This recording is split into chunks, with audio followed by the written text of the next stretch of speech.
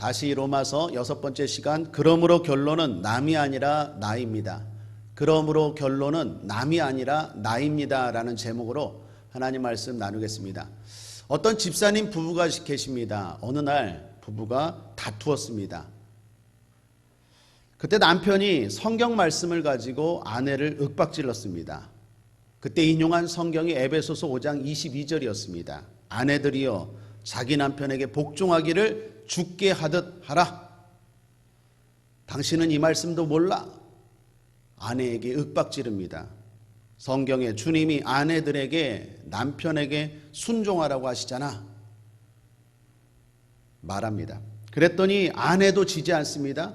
당신은 왜 그 말씀만 보냐고, 그 바로 아래에 있는 말씀은 안 보이냐고. 그러면서 에베소서 5장 25절을 들이댑니다. 남편들아, 아내 사랑하기를 그리스도께서 교회를 사랑하시고 위하여 자신을 주심같이 하라. 이 말씀은 안 보여요. 결국 이 싸움은 아직도 끝나지 않았다고 합니다. 여러분, 이분들의 문제가 뭘까요? 싸움도 문제지만 말씀을 가지고 싸우고 있어요. 말씀을 주님이 왜 주셨습니까? 싸우라고 주셨나요? 순종하라고 주셨습니다. 특히 아내들이여 하는 말씀은 대상이 분명합니다. 아내들이 그 말씀을 붙잡아야 됩니다. 그 말씀 앞에 순종해야 합니다. 반대로 남편들이여 하는 말씀은 남편에게 주신 말씀입니다. 남편이 그 말씀 붙들고 그 말씀 앞에 순종해야 됩니다. 결국 순종이 목적입니다. 그런데 이분들은 말씀을 내 주장의 근거로 이용하고 있어요. 아내에게 주신 말씀을 남편이 이용합니다. 남편에게 주신 말씀을 아내가 이용해요. 그러니까 순종해야 할 말씀을 이용하니까 어떤 일이 일어납니까? 황당한 일이 벌어지죠. 복받으라고 주신 말씀이 싸움과 다툼의 도구가 되고 있어요. 잘못되었다라는 것입니다. 오늘 성경 본문도 이렇게 시작합니다. 그러므로 남을 판단하는 사람아. 시작부터 뭔가 잘못되었음을 느낄 수 있어요. 남을 판단하는 사람아. 그렇습니다. 앞에 1장에서 우리가 무슨 말씀을 나누었습니까? 하나님의 진노에 대해서 들었죠. 무서운 이야기입니다. 특별히 심판에 대한 이야기입니다. 하나님이 어떤 사람에게 진노를 내리는지, 그리고 그 진노를 어떻게 내리는지, 진노의 대상과 진노의 방법에 대해서 들었습니다. 자, 그런 말씀을 들었다면 어떻게 해야 정상입니까? 나를 돌아봐야 돼요. 자기를 돌아봐야 돼요. 그런데 그 말씀을 가지고 남을 판단하는 사람이 있다라는 것입니다. 우리도 가끔 그렇지 않습니까? 말씀을 들었습니다. 은혜가 되었습니다. 그때 어떤 집사님이 다가와서 저에게 이렇게 말합니다.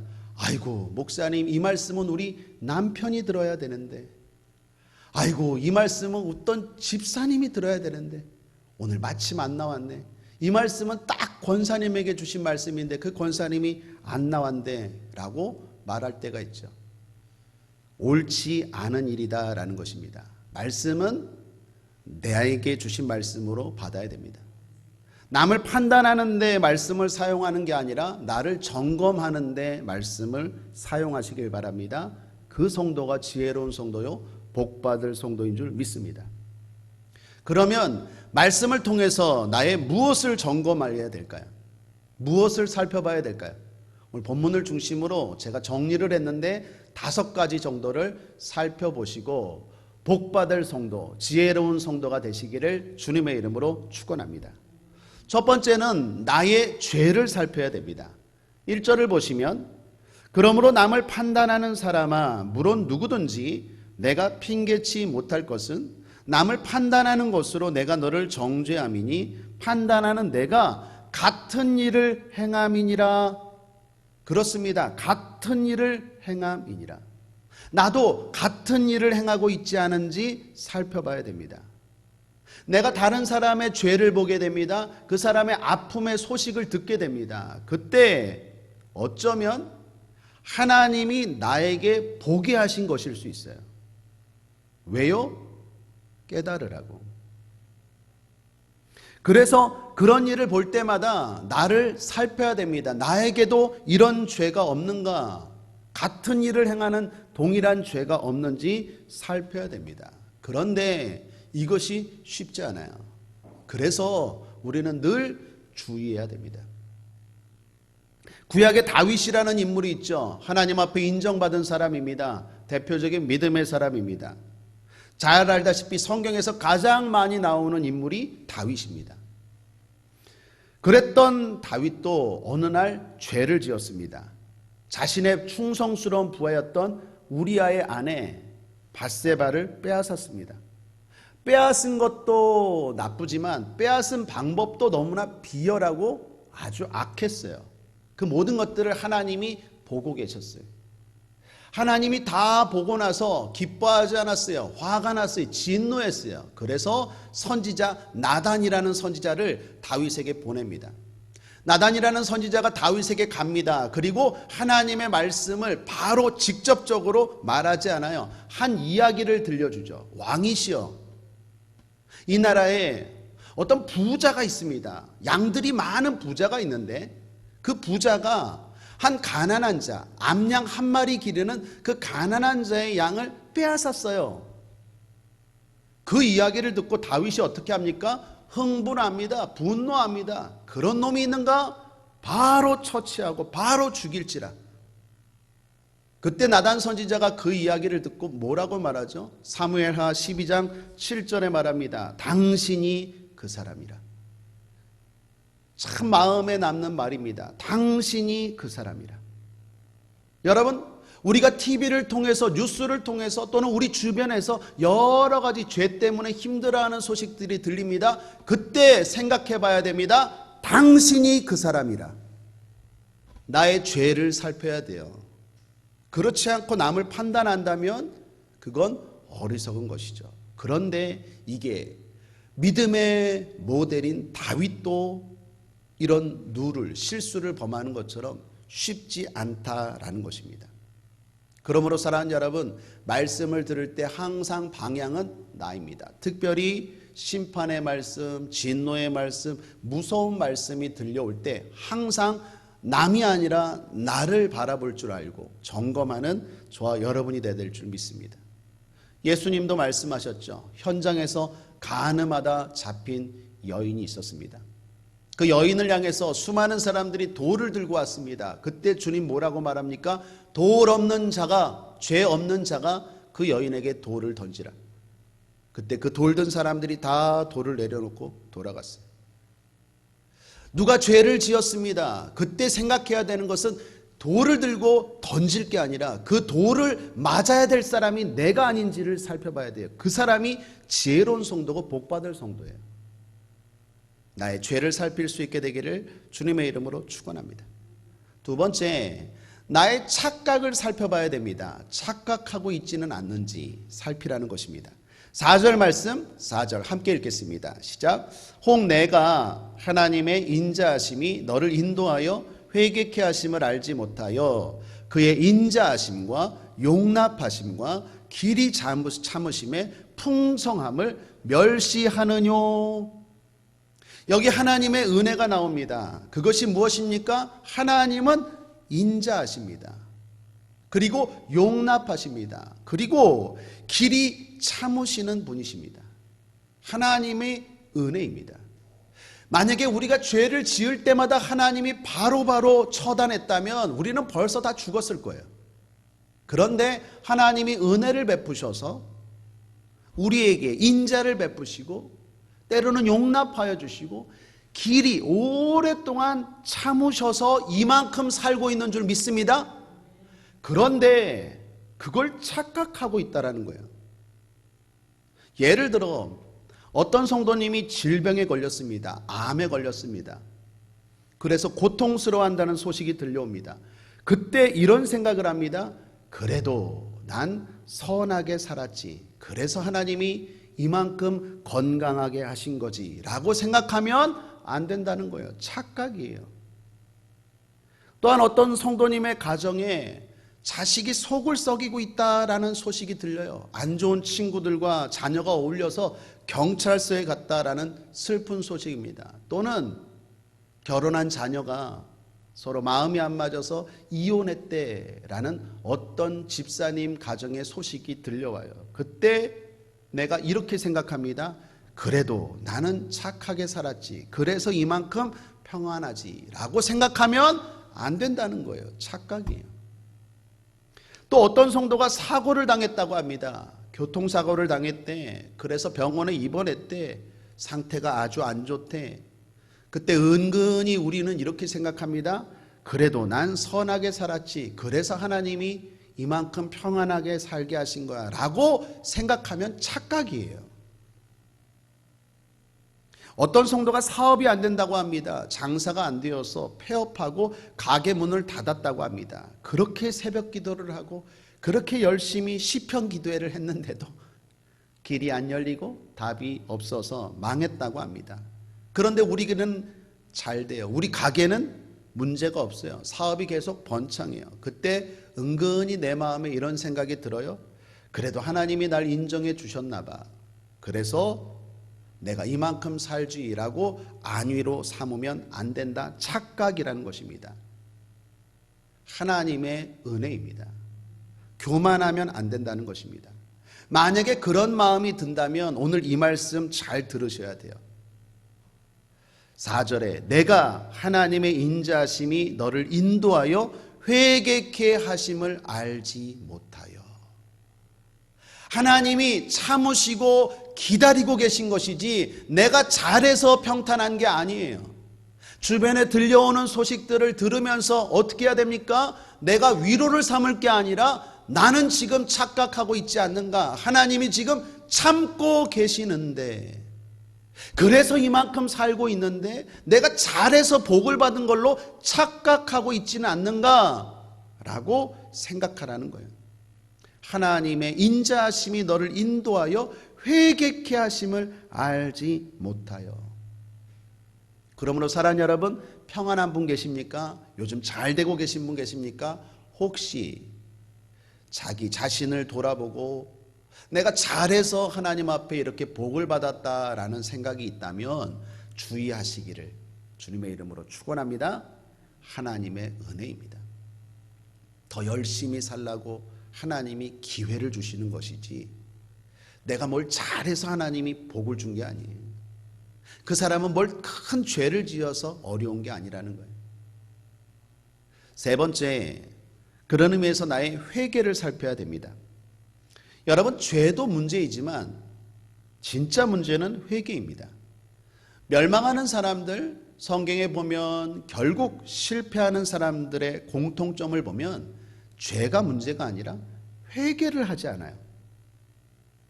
여러분, 에덴 동산의 아담을 생각해 보십시오. 그가 선악과를 따먹었습니다. 죄를 지었습니다. 문제입니다.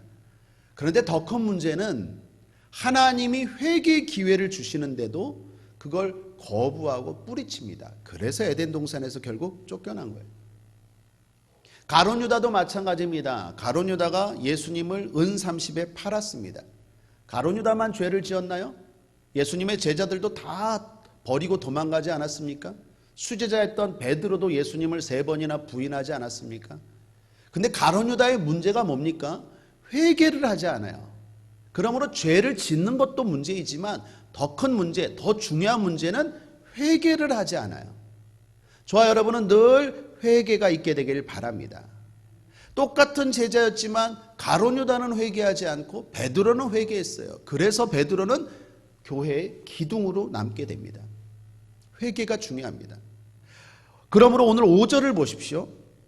함께 한번 읽어보겠습니다. 5절도 시작. 다만 내 고집과 회개치 아니한 마음을 따라 진노의 날 곧 하나님의 의로우신 판단이 나타나는 그날에 이 말 진노를 내게 쌓는도다. 한번 따라하겠습니다. 우리는 쌓지 말고 풀어버리자.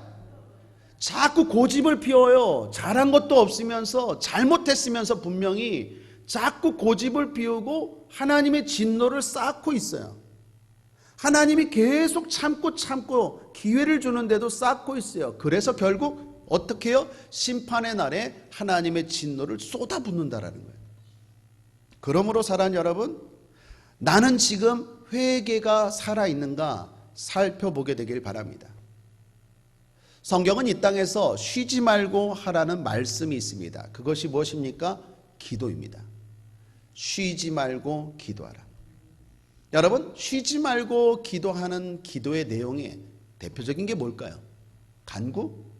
아니요, 회개입니다. 쉬지 말고 왜 기도해야 됩니까? 이 세상이 너무나 죄로 만연되어 있어요.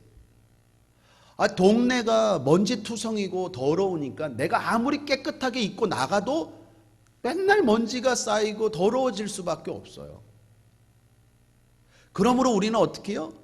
날마다 쉬지 말고 기도하라는 말은 쉬지 말고 회개하라는 말과도 거의 같은 의미일 수 있습니다. 그만큼 회개가 늘 필요합니다. 지우개가 필요 없는 작가가 없듯이, 델리트 키가 필요 없는 컴퓨터 프로그래머가 없듯이, 회개가 필요 없는 신앙인, 회개가 필요 없는 인생 없습니다. 누구든지 회개가 필요합니다. 이 땅에서는 회개가 늘 살아 있어야 됩니다. 이 회개의 기도가 살아 있으면 어떤 일이 일어날까요? 결국 기뻐할 수 있습니다. 결국 감사할 수 있습니다. 앞에 쉬지 말고 기도하라 그 말씀, 데살로니가 전서 말씀이죠. 그 앞에 뭐가 있습니까? 항상 기뻐하라. 쉬지 말고 기도하라. 범사에 감사하라. 쉬지 말고 기도하라가 가운데 있어요. 딱 중심에 있어요. 그 세 가지는 성경이 말합니다. 이는 그리스도 예수 안에서 너희를 향하신 하나님의 뜻이래요. 하나님의 뜻임으로 내가 그 말씀을 이루어야 되는데 어떻게 이룹니까? 쉬지 말고 기도하라가 핵심이에요. 쉬지 말고 하나님 앞에 기도하고 하나님 앞에 또 죄를 짓고 날마다 회개하면 어떤 일이 일어납니까? 기쁨을 누릴 수 있어요. 자유함을 누릴 수 있어요. 그래서 항상 기뻐할 수 있어요. 날마다 씻기 때문에 모든 것이 감사의 마음이 되는 거예요. 그러므로 사랑하는 여러분, 우리 신앙의 회개 기도가 늘 살아있게 되기를 바랍니다. 회개가 살아있다는 것은 큰 죄를 지었다는 게 아니라 그만큼 건강하다라는 거예요. 우리가 날마다 잘 씻는 위생이 있다라는 것은 무슨 큰 병에 걸려서가 아니라 그걸 잘 씻기 때문에 늘 건강을 유지하는 것처럼 신앙의 영적인 건강 유지하고 복받는 비결은요, 회개입니다. 여러분, 날마다 회개하십시오. 예배 때마다 회개하십시오. 성경은 예배의 순서에 항상 회개가 들어가 있어요. 그런 사람이 건강합니다. 복된 사람입니다. 과거에 이런 예화를 본 적이 있어요. 어느 마을에 400년 넘은 나무가 있었답니다. 마을 사람들이 자랑스럽게 생각하는 큰 나무였습니다. 그런데 그 나무가 400년 세월 동안 많은 어려움을 겪고 산불도 있었고 14번이나 벼락도 맞았는데 꿋꿋하게 곁인 큰 거목, 큰 나무였습니다. 근데 어느 날 이 나무가 그렇게 꿋꿋하게 자라고 버티었던 나무가 점점 말라가더니 끝내 죽어서 쓰러져 버렸어요. 원인이 뭔가 살펴봤더니요, 딱정벌레였어요. 작은 딱정벌레가 속에서 계속 갉아먹고 있었던 거예요. 결국 그 작은 딱정벌레 때문에 이 엄청난 거목, 그 시련, 그 외부적인 고난과 핍박을 다 견디었던 그 엄청난 나무가 맥없이 쓰러지더라는 거예요. 여러분, 죄가 그래요. 우리 인생에 아무런 어떤 큰 핍박과 어려움 때문에 넘어지는 게 아니라 그 작은 죄를 자꾸 무시하고 회개하지 않으면 어느 순간 내가 훅 넘어갈 수 있다는 거예요. 그리고 그 죄를 가지고 우리를 공격하는 세력이 누구입니까? 마귀입니다. 성경은 마귀가 우리를 이렇게 공격한다고 주의하라고 말합니다. 에베소서 4장 27절에 마귀로 틈을 타지 못하게 하라. 마귀는 딱정벌레와 같아요. 자꾸 살금살금 갉아먹어요. 틈을 주면 안 돼요. 그게 오히려 우리 인생을 무너뜨려요. 어느 결정적인 순간에. 큰 벼락으로, 큰 환란으로 우리가 무너지는 게 아니라 작은 부주의로 무너진다는 거 기억하고 늘 회개로 영적인 건강을, 하나님의 축복을 누리는 저와 여러분 되기를 주님의 이름으로 거듭 축복합니다. 네 번째 살펴야 되는 건 나의 소망을 살펴야 됩니다. 7절을 보십시오. 참고 선을 행하여 영광과 존귀와 썩지 아니함을 구하는 자에게는 영생으로 하시고 참고 선을 행하라 라고 말합니다. 선은 여기서 말씀입니다. 말씀대로 사는 게 선입니다. 참고 선을 행하래요. 무슨 말입니까? 말씀대로 사는 게 쉽지 않다라는 거예요. 그래서 참아야 돼요. 인내해야 된다라는 것입니다. 그 참고 인내할 수 있는 근거가 뭡니까? 소망이에요. 영광과 존귀와 썩지 아니함이 있어요. 영생이 있어요. 그러므로 사랑하는 여러분, 나에게서 살펴봐야 돼요. 나는 소망이 있는가? 히브리서 11장에 보면 믿음의 영웅들이 소개됩니다. 그런데 그분들이 수많은 어려움들이 있었어요. 그럼에도 불구하고 선을 행하는 일, 말씀대로 사는 일을 멈추지 않았습니다. 그 힘은 어디에 있습니까? 소망에 있었어요. 히브리서 11장 16절에 이렇게 말합니다. 저희가 이제는 더 나은 본향을 사모하니 곧 하늘에 있는 것이라. 하늘에 있는 더 나은 본향, 그 본향을 생각하면서 소망을 가지고 지금의 어려움을 참고 견디었다라는 거예요. 여러분에게 소망이 있습니까? 아멘. 따라하겠습니다. 나에게는 천국에 소망이 있다. 나는 존귀하게 된다. 나에게는 영광이 기다린다. 아멘입니까? 그 소망이 있기 때문에 힘들지만 말씀대로 살고 힘들지만 견디는 거예요. 마지막 다섯 번째, 나의 믿음을 살펴보시길 바랍니다. 여기서 살펴볼 믿음은 구체적으로 각 절을 근거로 세 가지입니다. 첫 번째는 하나님은 공평하시다라는 믿음이 있습니까? 아멘. 6절을 보십시오. 하나님께서 각 사람에게 그 행한 대로 보응하시되. 하나님은 공평하십니다. 차별이 없습니다. 그거 믿으셔야 돼요. 두 번째, 하나님은 아신다라는 믿음이 있습니까? 아멘. 11절을 보십시오. 이는 하나님께서 외모로 사람을 취하지 아니하심이니라. 하나님은 아세요. 여러분의 마음을 아세요. 여러분의 모든 걸 아세요. 그 아신다는 믿음이 있습니까? 아멘. 세 번째, 무엇보다 그날에 대한 믿음이 나에게 있는가 살펴보십시오. 16절입니다. 곧 내 복음에 이른 바와 같이 하나님이 예수 그리스도로 말미암아 사람들의 은밀한 것을 심판하시는 그날이라. 그날이 있어요. 그날이 있다는 믿음이 나에게 있는가 살펴보시길 바랍니다. 우리는 믿습니다. 하나님은 공평하시다는 걸 믿고, 하나님은 나의 모든 것을 아신다는 걸 믿고, 그리고 하나님은 반드시 그날에 갚아주신다는 것을 믿습니다. 아멘입니까? 아멘. 그러므로 사랑하는 여러분, 결론은 판단이 아니라 점검입니다. 남이 아니라 나입니다. 특별히 심판, 특별히 진노, 그러한 하나님의 말씀들이 쏟아질 때 왜 나에게 그런 말씀이 들려지는지, 왜 나에게 그걸 보게 하셨는지, 그 사람을 정죄하는 손가락이 아니라 나를 살피는 손가락으로 사용하여서 나를 점검한다면 그 사람은 복된 성도요, 지혜로운 성도다라는 것입니다. 이 다섯 가지를 특별히 살피시길 바랍니다. 흔히 천국 갈 사람과 지옥 갈 사람을 나눌 때 교회 다닌 사람과 교회 다니지 않은 사람으로 흔히들 나눕니다. 그런데 오늘 성경은 그렇게 나누지 않습니다. 성경은 믿음의 길을 걸은 사람과 세상의 길을 걸은 사람으로 나누어요. 12절을 보십시오. 끝으로 함께 한번 읽어보겠습니다. 시작. 무릇 율법 없이 범죄한 자는 또한 율법 없이 망하고, 무릇 율법이 있고 범죄한 자는 율법으로 말미암아 심판을 받으리라.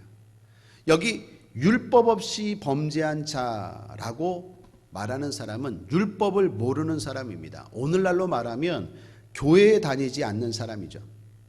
그들은 교회를 다니지 않아요.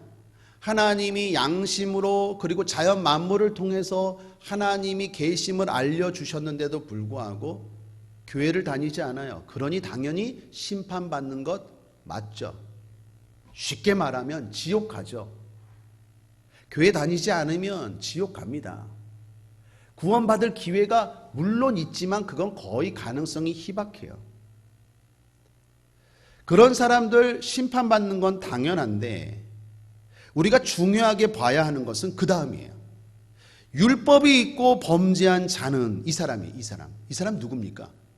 율법이 있고 범죄한 자, 이 사람도 심판을 받아요. 율법이 있고 범죄한 자는요, 오늘날로 말하면 교회를 다니는 사람이에요. 이 사람은 율법이 있어요. 있다는 것은 말씀을 안다는 거예요. 구원도 알아요. 믿음도 알아요. 문제는 뭐냐? 아는데 그 길을 걸어가지 않아요. 중요한 건 그 사람도 지옥이에요. 심판받는다는 거예요. 그러므로 오늘 최종 결론의 말씀입니다. 13절 함께 읽겠습니다. 시작. 하나님 앞에서는 율법을 듣는 자가 의인이 아니요 오직 율법을 행하는 자라야 의롭다 하심을 얻으리니. 내가 예수를 알아, 천국을 알아, 말씀을 알지, 그 말씀 내가 많이 들었어. 그걸 아는 자가 천국 가는 게 아니라 행하는 자가 천국 가요. 그런데 교회 안에 그런 사람들이 많다라는 거예요. 그래서 교회를 다니는데 오히려 심판을 받아요. 그러므로 결론입니다. 사랑하는 여러분, 실천하십시오. 행함이 중요합니다. 제가 100번 여러분께 설교해도 여러분이 실천하지 않으면 율법이 있고 범죄한 자가 바로 우리가 되는 거예요. 교회를 다니는데 결국에는 지옥 갈 자가 되는 거예요. 실천하시길 바랍니다. 그래서 요즘 제가요, 다짐하는 게 있어요. 뭐냐? 설교를 짧게 하여 주옵소서. 설교를 주저리 길게 하지 않게 하여 주옵소서. 강단에 올라올 때마다 하나님 앞에 기도하고 다짐하고 다짐하는데 또 길어졌네. 여러분, 설교는 짧아요. 핵심은 알잖아요. 뭐 여기다가 이제 예화를 붙이고 뭐 이런 웃기는 얘기하고 막 그거 다 필요 없어요. 중요한 건 핵심은 알잖아요. 중요한 건 뭐예요? 기도 많이 하셔야 돼요. 왜요? 이렇게 살게 해달라고. 살아야 구원받아요. 행해야 구원받아요. 나 은혜 받았어. 오늘 목사님 설교에 은혜 받아. 백날 은혜 받고 나가서는 하나도 실천하지 않으면 율법이 있고 범죄한 자, 지옥 갈 자가 되는 거예요. 사랑하는 여러분, 다른 것 다 생각 안 나도 딱 하나 내가 오늘 실천해야 될 것 한 가지만 건져도 그 사람은 성공한 거예요. 그래서 여러분, 기도합시다. 기도는 많이 해야 돼요. 왜요? 우리가 그만큼 연약해요. 기도함으로 성령을 자꾸 모셔드려야 돼요. 힘을 달라고 해야 돼요. 뭐라고? 말씀대로, 아는 대로, 들은 대로 실천할 수 있도록. 듣기는 많이 들었는데 하나도 행하지 않고 1년, 2년, 3년, 30년 신앙생활이 길어지다 보니까 교회에서는 직분을 주고 저처럼 목사가 되고, 그런데 실천은 하나도 안 하고 늘 말만 하고 늘 듣기만 하고 행함이 없으면 율법이 있고 범죄한 자, 다시 말하면 교회에 다니지만 지옥 갈 자, 다시 말하면 주여 주여 하는 자마다 다 천국에 가지 못할 자라고 말하는, 주님이 말하는 그 사람이 되는 거예요. 저 여러분, 그런 자 한 사람도 우리 교회에 있지 않게 되길 바랍니다. 그러므로 다시 강조합니다. 기도 많이 하십시오. 성령을 의지하십시오. 내 힘으로 안 되는 거 알아요. 작심하고 결심해도 안 돼요. 그러나 기도하면 돼요. 성령이 역사하시면 돼요. 실천할 수 있어요. 행할 수 있습니다. 그렇게 살 수 있는 저와 여러분 되기를 바랍니다. 말씀을 정리합니다. 다시 로마서 6번째 시간. 그러므로 결론은 항상 남이 아니라 나입니다. 말씀을 들을 때 나에게 주신 말씀으로 받으라는 것입니다. 말씀을 통해서 나를 점검하고 살피라는 것입니다. 죄를 살피고 하나님의 은혜를 착각하고 있지는 않는지 살피고, 회개해야 될 게 뭔지 살피고, 나에게 소망이 있는지, 저 천국에 대한, 그리고 하나님에 대한 확실한 믿음이 있는지 살피고, 더 중요한 것 실천하셔야 돼요. 그럴 때 그 사람이 지혜로운 성도요 천국 백성입니다. 기도하겠습니다. 좋으신 하나님 아버지, 감사합니다. 오늘도 율법을 듣고 행하는 자 되게 하여 주시옵소서. 말씀을 실천하는 천국 갈 자 되게 하여 주옵소서. 감사드리며 예수님의 이름으로 축복하고 기도했습니다. 아멘.